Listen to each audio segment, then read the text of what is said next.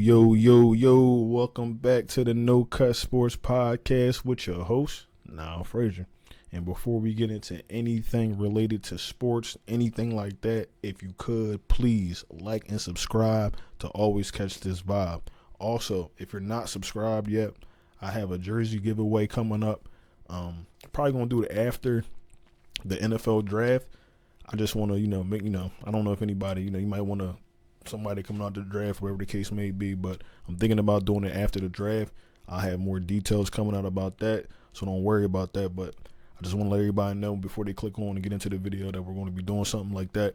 I'm trying to give away a Saquon Barkley jersey, but I know people, I want an AJ Brown, I want a Smitty jersey, whatever the case may be, it's cool, but long as it's Eagles, we can get it done. So with that being said, man, let's roll right into what we need to roll into. So first things first, that we need to talk about is Quez Watkins is no longer a Philadelphia Eagle. He was recently acquired by the Pittsburgh Steelers, so he's still in the area, but he's a few hours away. My man, and my last name, like I said, my last name is Watkins, so there's some correlation there maybe, but we athletes, man, and I ain't gonna say Quez is not an athlete, but at the same time, he just one was never really available, and then two, when he was available on the field, man, you just didn't see what we wanted to see coming from his position. It was high hopes, hopefully would pan out.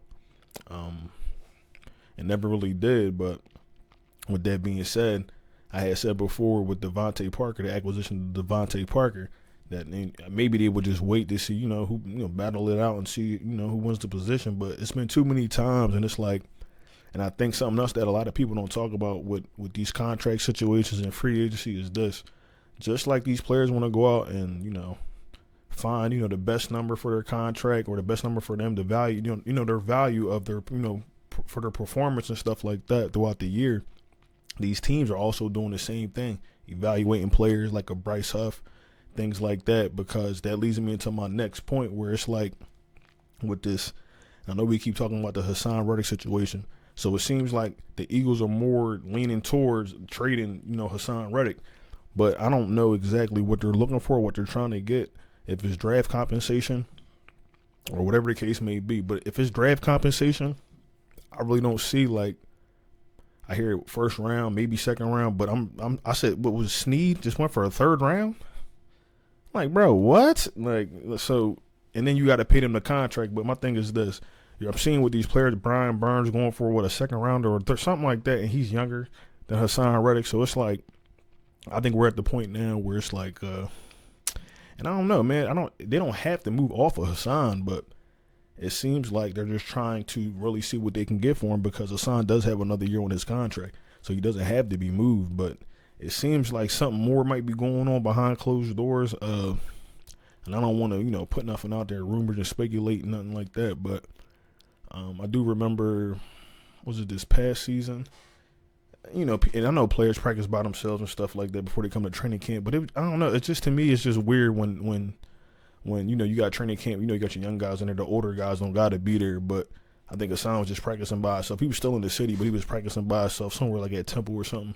I can't remember. But and then some of his comments that he was saying throughout the year, I just they ain't rubbed me the wrong way, but it just gave me the vibe where it was just like, and things were also going on within the building with the coaching staff and, the coordinators and whatnot, him getting dropped back in the coverage and him not so much liking that because, of course, he wants to get sacks. He wants to rush the quarterback. So, I mean, it's probably a lot of disconnect going on, and then the information that came out that him and Sweat weren't really, doing what they were asked to do. So, a lot of things that we probably don't know was going on in the building, that Howie and, the team organization knew what was going on. And maybe they were just like, you know what, we like you, but, you're getting older, you got, and then they signed Bryce Huff for about the same amount of money that they got HaasonReddick for. So it's like, it kind of seemed like they already made their bed. So with that being said,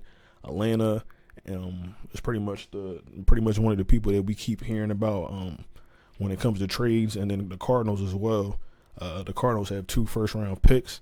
And it's crazy to say, man, but who knows? Maybe they might make a deal because Hassan did play for them before, and then Jonathan Gannon being out there, they said their relationship is still good, after the Super Bowl and whatnot, because from what we thought, Howie just left him out there, this, that, and the third, but hopefully, it's a decent relationship, because if it do pan out, maybe we can get one of them first round picks, and then you get 2 first round picks. That would be a Howie move if I've never seen one, if you're asking me. So, but yeah, man, I just think I just think it's crazy, man, because it's like the team is assembled to make a Super Bowl run, but at the same time, it's like you get rid of your best pass rusher. Barring that he is 30 years old, I understand that, but I feel like today, and I know everybody's not the same, but you can't look LeBron still playing at his age. You know what I mean? 38. I know basketball's not football, but I think teams put too much consideration into having a older player, a veteran player on their team, especially a veteran that like Hassan that can still produce like he does. So, excuse me. So, like I said, we'll see what they do with him, but it's going to be, I don't know, man, it's going to be different. But reports have came out and said that Howie wants to lean on his younger core, which I understand, because I'm so sorry, I keep burping. But I do understand, man, because it's like you don't draft these players for no reason. You draft them because you want them to come in, hopefully if they ain't already develop some of these players over a year or two, and then hopefully have them out there, if not, full time or most of the time on the field.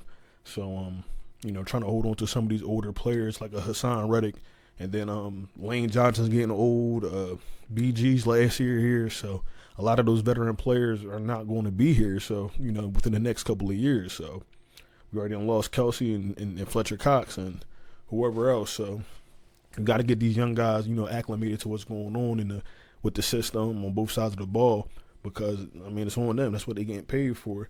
And it's a lot of these, not the current, I don't know who they drafting yet, but the recent draft picks that they had from last year, the Georgia Bulldogs.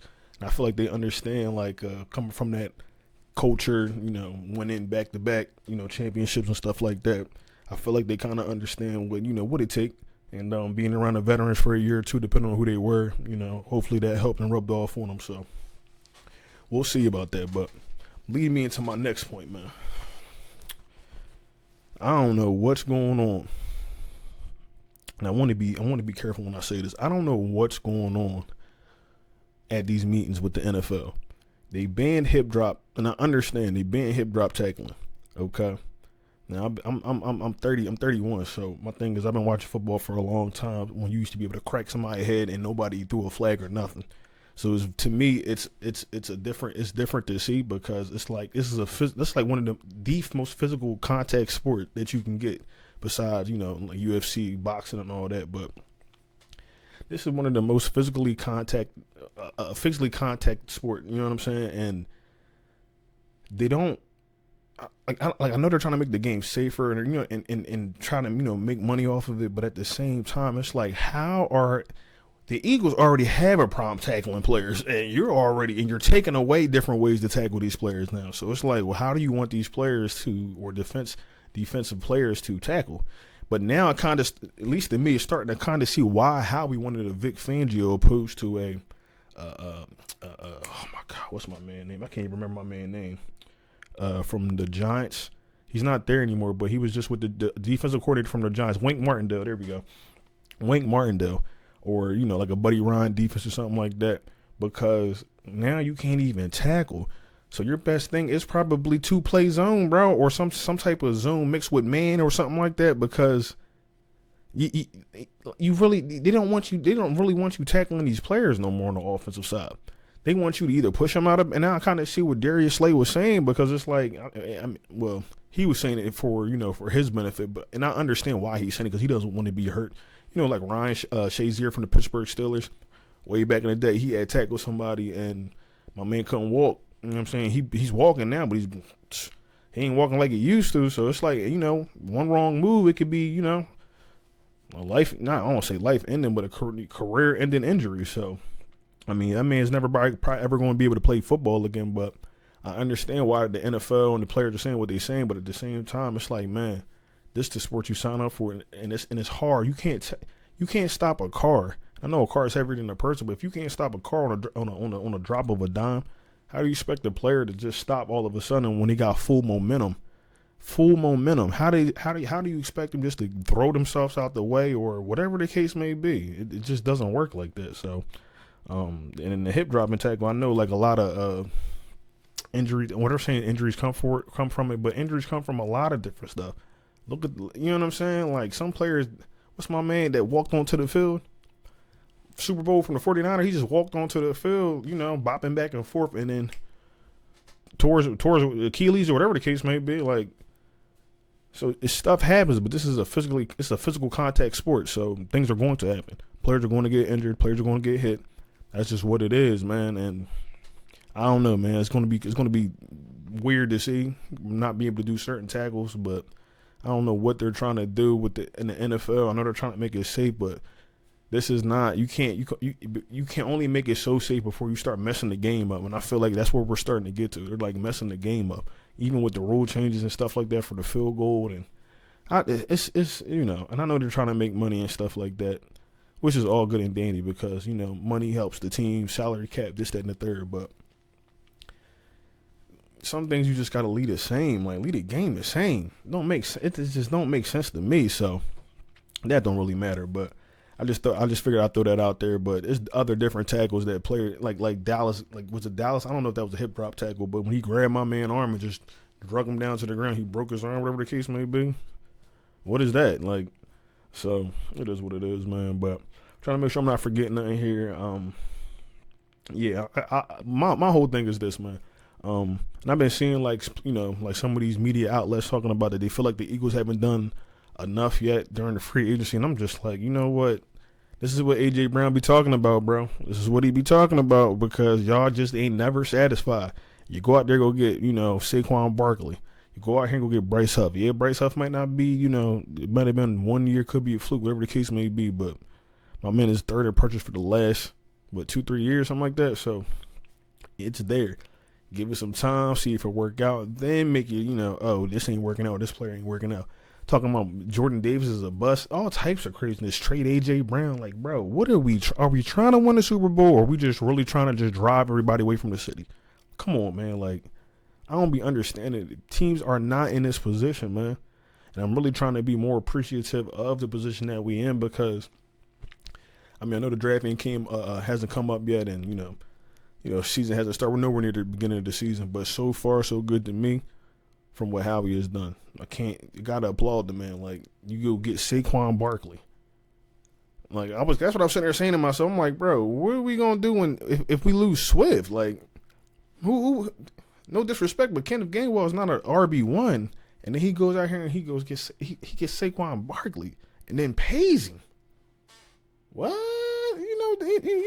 Penny pitching Howie ain't ready to. You know what I'm saying? He don't be wanting to pay nobody like that. You know what I'm saying? But it is what it is, man. He gave him the deal. He went out here. He don't like linebackers. Oh, well, we got a couple of linebackers now, and we're still trying to get more. So I feel like we getting real out of pocket with a lot of the comments that we be. Well, I won't say we, but I made comments too before. But that's why I said I'm trying to take it easy now. So with that being said, man, you already know it's your boy. I'm gonna wrap this up because I don't want to. I was starting to get a little heated right there, but I'm gonna just wrap this up, man. But if, like I said, man, I appreciate everybody watching my my podcast. But also, please like and subscribe. I'm gonna give out the details for the jersey giveaway, right? Probably within the next week or two. I'm trying to find like if anybody know like a program where I can just enter all the names or something like that, and then it just randomly picks a person. Let me know. I'm gonna try to Google some stuff today, or in the meantime and in between time, and go from there. But like I said, man, if y'all could like and subscribe to always catch this vibe, man. And I'm gonna keep bringing out the latest and greatest in the Philadelphia sports. Also, opening day starting for the Phillies, so be on the lookout for that, man. I will be giving you my you already know your boy like baseball. I've been watching my tennis. I'm watching Miami Open right now. I think Coco, she ain't played already, she about to play. So yeah, man. So, and Carlos, that's my guy too. But yeah, man, so I'm be on the lookout for some different, some other different sports. I might make separate videos with those so everything ain't running together in one video. Kind of learned my lesson from that when I first started. But with that being said, man, like I said, I appreciate y'all for watching though. And it's not from No Cuss Sports Podcast. Y'all be safe. I'm going to holler at y'all.